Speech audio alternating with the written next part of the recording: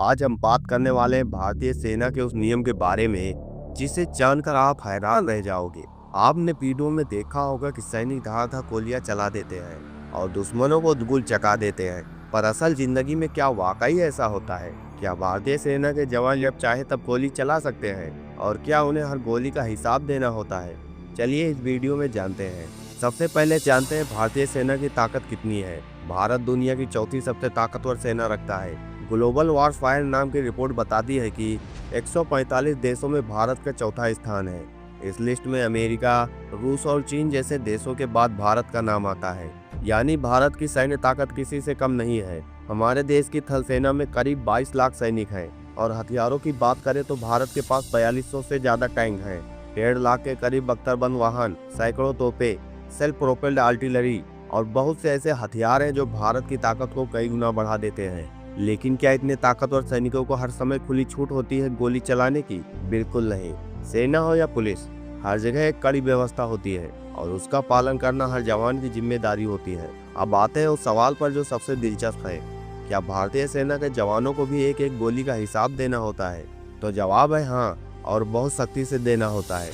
असल में सेना में अनुशासन और नियम सबसे ऊपर होते हैं। वहाँ किसी को मनमर्जी से कुछ करने की इजाजत नहीं होती, चाहे वो कितना भी बड़ा अफसर हो। जब भी किसी जवान को गोली चलानी होती है, चाहे वो ट्रेनिंग में हो, ऑपरेशन में हो या फिर सीमा पर तैनात हो, हर बार उसके पास उस गोली के इस्तेमाल का कारण और दस्तावेज होना जरूरी है। सेना में हर कारतूस का एक रजिस्टर रखा जाता है। जब कोई जवान गोली चलाता है तो उसे उस फायर की रिपोर्ट बनानी होती है। ये रिपोर्ट बताती है कि गोली कब चलाई, क्यों चलाई, किस दिशा में चलाई और कितनी गोलियां चली।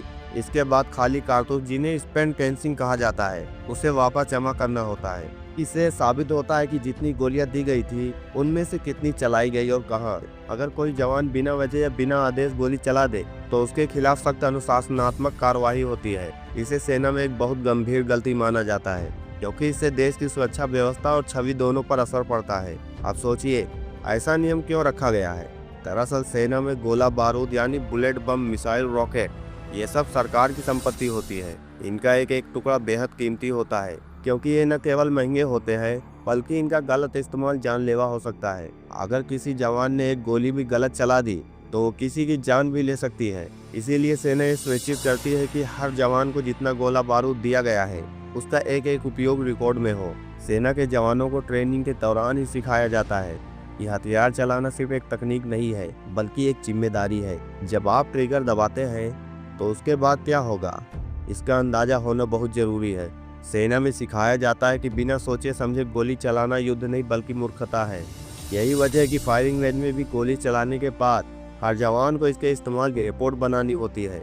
यहाँ तक कि एक एक कारतूस के खोखले तक जमा कराए जाते हैं। अगर कोई कारतूस गुम हो गया तो तुरंत जांच शुरू होती है कि वो कहाँ गया, क्या वो गलती से खो गया, चोरी हो गया या किसी गलत उद्देश्य के लिए इस्तेमाल हुआ। अब आप सोच रहे होंगे कि क्या युद्ध के समय भी ऐसा ही होता है, यानी दुश्मन सामने खड़ा है और गोली चलाते समय भी हिसाब किताब देना होता है? तो इसका जवाब थोड़ा अलग है। जब युद्ध जैसी स्थिति होती है तब जवानों को फायर ऑर्डर यानी गोली चलाने का आदेश मिलता है। उस समय गोलियों की गिनती नहीं होती, लेकिन युद्ध खत्म होने के बाद या ऑपरेशन के बाद एक विस्तृत रिपोर्ट बनाई जाती है। थी में ये दर्ज होता है कि ऑपरेशन में कितनी गोलियां चली, कितने हथियार इस्तेमाल हुए, क्या नुकसान हुआ और क्या नतीजा रहा। सेना की ये प्रणाली इसलिए बनाई गई है ताकि कभी कोई गोला बारूद गुम न हो जाए और उसका गलत इस्तेमाल ना हो। सोचिए, अगर किसी जवान ने 2 गोलियां ली और बिना बताए उनमें से एक को कहीं छिपा दिया और बाद में उसका गलत उपयोग हुआ तो कितना बड़ा खतरा बन सकता है।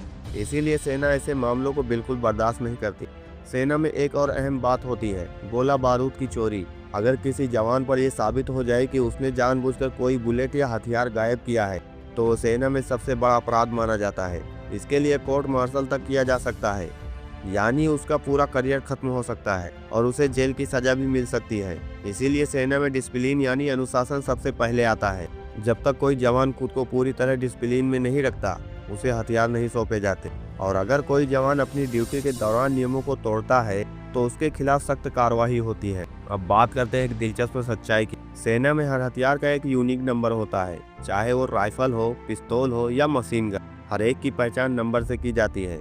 जब जवान ड्यूटी पर जाता है तो उसे एक फॉर्म पर दस्तखत करके वो हथियार सौंपा जाता है। ड्यूटी खत्म होने के बाद उसी नंबर का हथियार वापस देना होता है और जांच होती है कि उसमें कोई खराबी या कमी तो नहीं। अगर कोई कमी मिलती है तो तुरंत जांच बैठती है। यही नहीं, कई बार जवानों की ड्यूटी खत्म होने के बाद हथियारों की जांच के लिए एक बोर्ड बनाया जाता है जो ये देखता है कि हथियार की हालत ठीक है या नहीं, उसमें कितनी गोलियां थी और कितनी बची हैं। इससे पूरी पारदर्शिता बनी रहती है। अब सोचिए, अगर ये सब ना हो और जवानों को गोलियां चलाने की खुली छूट दे दी जाए तो क्या होगा। इससे न केवल सेना की छवि खराब होगी बल्कि देश के अंदर अराजकता फैल सकती है। यही वजह है कि सेना अपनी साख और अनुशासन को बहुत गंभीरता से लेती है। सेना की यही सतर्कता और ईमानदारी उसे खास बनाती है। वो सिर्फ युद्ध लड़ने के लिए नहीं बनी है बल्कि देश के नागरिकों की सुरक्षा और भरोसे के लिए खड़ी रहती है।